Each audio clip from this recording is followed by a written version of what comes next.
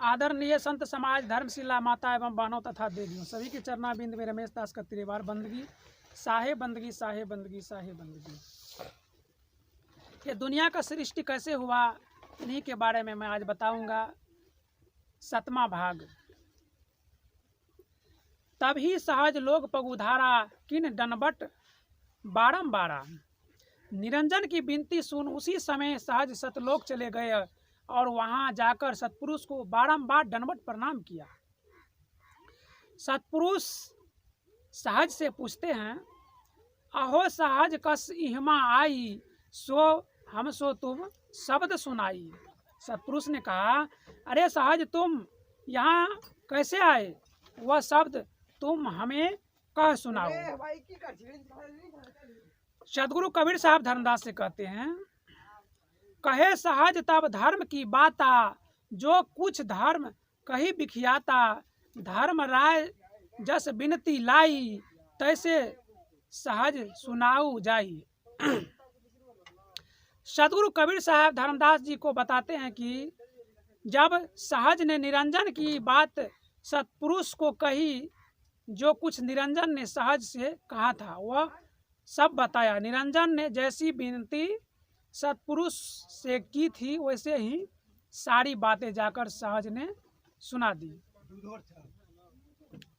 सतपुरुष की आज्ञा सहज से, आज्ञा पुरुष दिन ते ही बारा, सुनो सहज तुम वचन हमारा।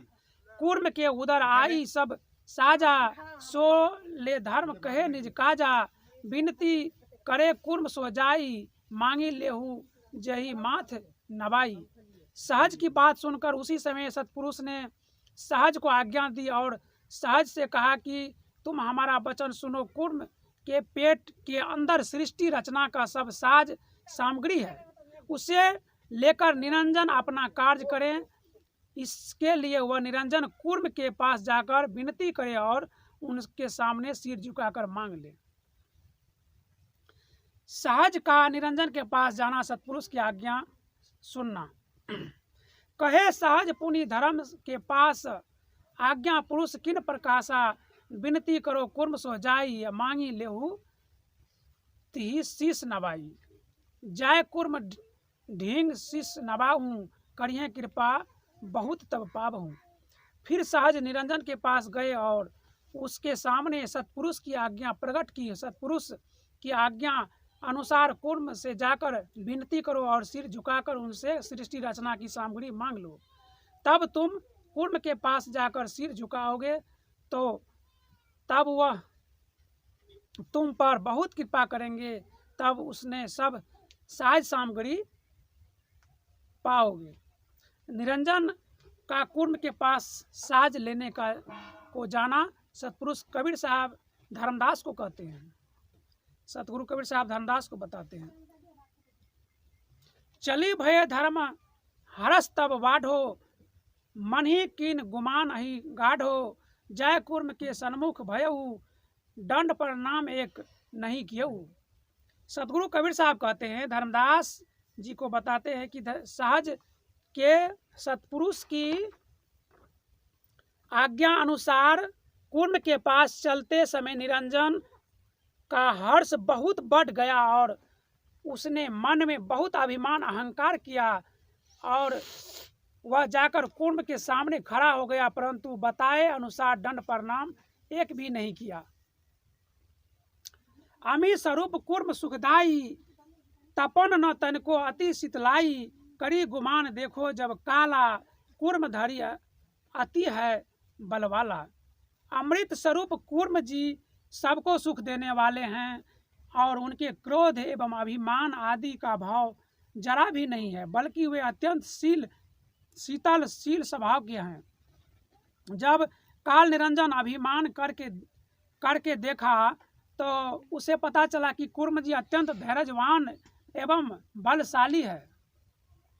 12 पलंग कूर्म शरीरा, यानी 12 पलंग का कूर्म साहब का शरीर था, 12 पलंग का लंबा चौड़ा।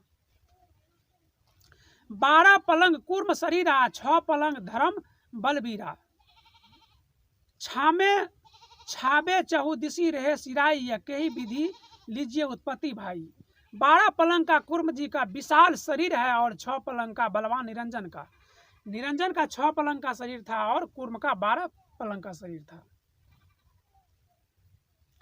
निरंजन क्रोध करता हुआ कूर्म के चारों दिशा में दौड़ता रहा और मन में यह विचार करता रहा कि किस उपाय से इसके उत्पत्ति का सामान मांगू। किन्हों शेष कोपी धर्म धीरा, जय कूर्म के सन्मुख भीरा। किन्हों काल शीश नख घाता, उधर से निकले पवन आघाता। 3 शीश के 3 आशा, ब्रह्मा विष्णु महेश्वर वंशा। 3 शीश के 3 अंशा, ब्रह्मा विष्णु महेश्वर वंशा। तब निरंजन ने बहुत रोष और क्रोध किया और जाकर कूर्म के सामने भीड़ गया।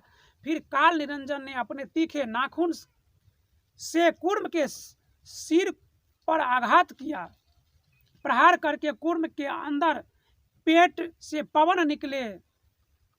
उसके शरीर के 3 अंश सतो रजो तमो निकले आगे, जिनसे वंश ब्रह्मा विष्णु और महेश हुए।